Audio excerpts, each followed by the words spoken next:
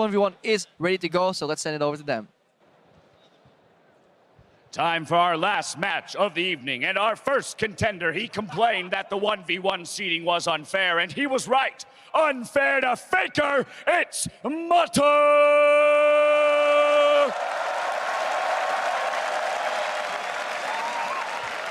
Y en el lado rojo, machacó al rey del mate y ahora ha venido a por el Mata Reyes.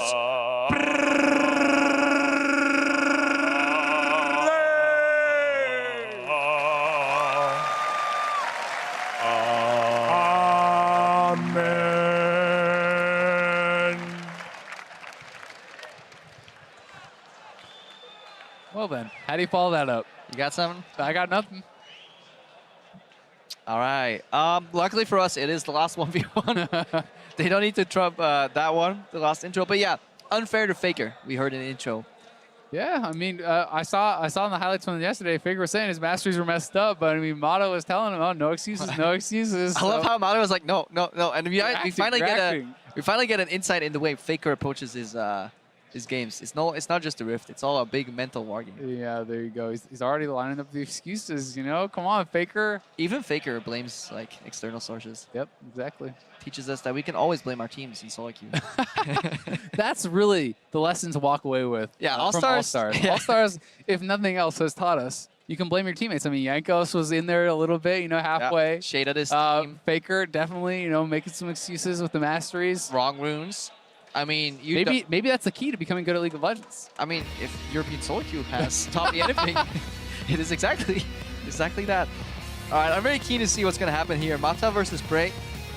They definitely can talk to each other. He's also super. Look at them, like Mata's hopping in his chair left and right. PraY is pretty much always smiling, so they kind of can bet your money on it that they will be talking to each other. Yeah, I think these guys are looking to have a lot of fun. I mean, Mata has really been one of the few guys who I think has really been embodying All-Stars. You know, really having a lot of fun with it, joking around. He's not taking anything too seriously, but he's also coming to play and performing, and that's kind of what we really love to see. And he's also just like really damn good player.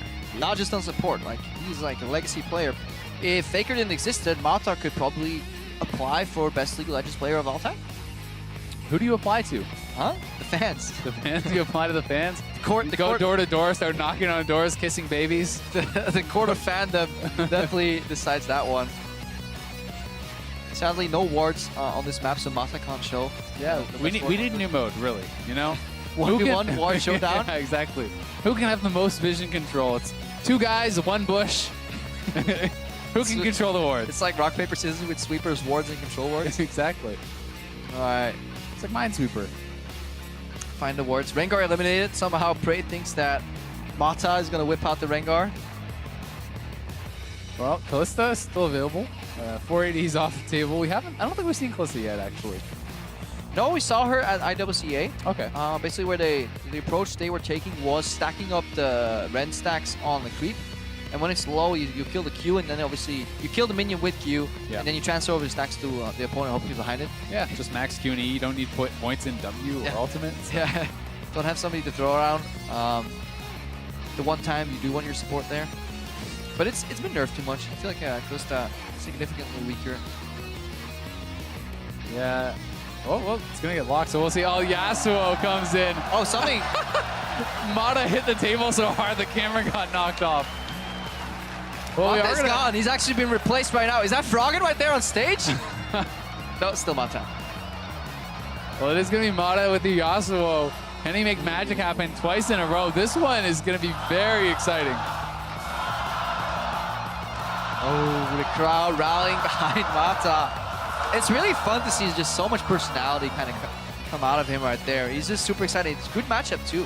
It's very hard for Kalista because all our spells, yes, you can rend execute, but to set that up and both the Q, they're all projectiles. So wind ball is super strong. Yeah, it definitely is. But I mean, PraY, I think he's gonna have a lot more experience on Kalista than Mata has on Yasuo. I mean, Mata is rumored to have quite a few accounts that he plays in like different roles, as like role-specific accounts. Like, wouldn't be surprised if he's spamming like Yasuo mid or top. And PraY probably hasn't been playing too much Kalista lately. That's very fair. I mean, Kalista has been making a little bit of a comeback, I think, with the Blade of Rune King buffs and things like that. So I have been seeing people at least trying it out more. But Also, we're it's not- super fun to be a support thrown in by Kalista, and you actually have Courage of the Colossus. There you go. Increased chance to not die. Yeah, safety? Yes, please. Sign me up.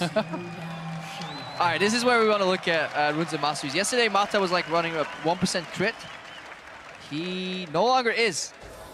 Oh, yeah, he is actually. He is. Okay, 1% crit, 40% attack speed. He has running. Mata's running magic resistance. Ooh, that's a bit unfortunate. That's just unlucky. He's preparing for the static shift, Crepo. Yeah. He's thinking about the late game. Late game. He is running Zale's favorite page, which is 18-0-12.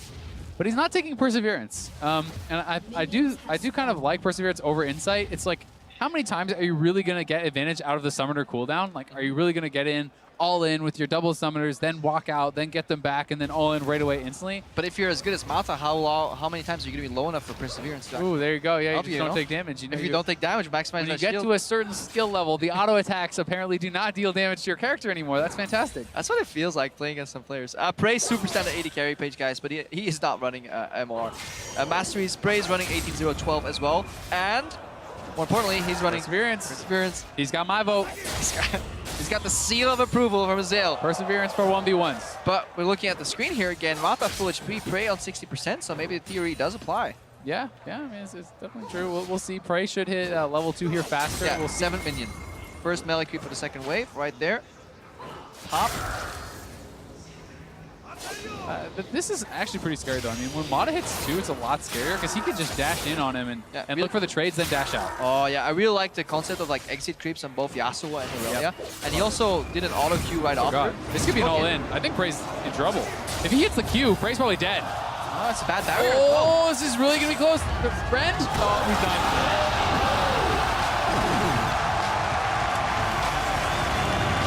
The crowd loves it, and Mata is pumped up. I mean, you called it at that point. He wove into auto, bad barrier by PraY.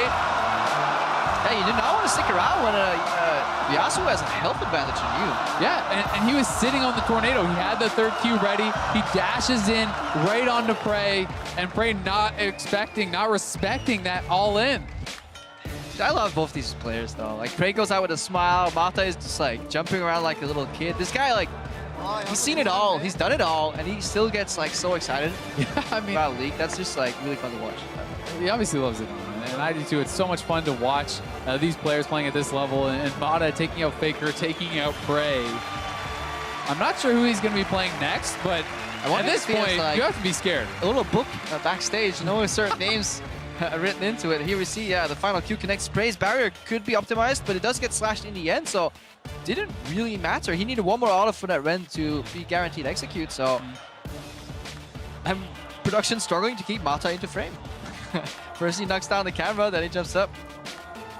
Look of defeat. With a smile. Yeah, he's still got a smile on his face, having fun.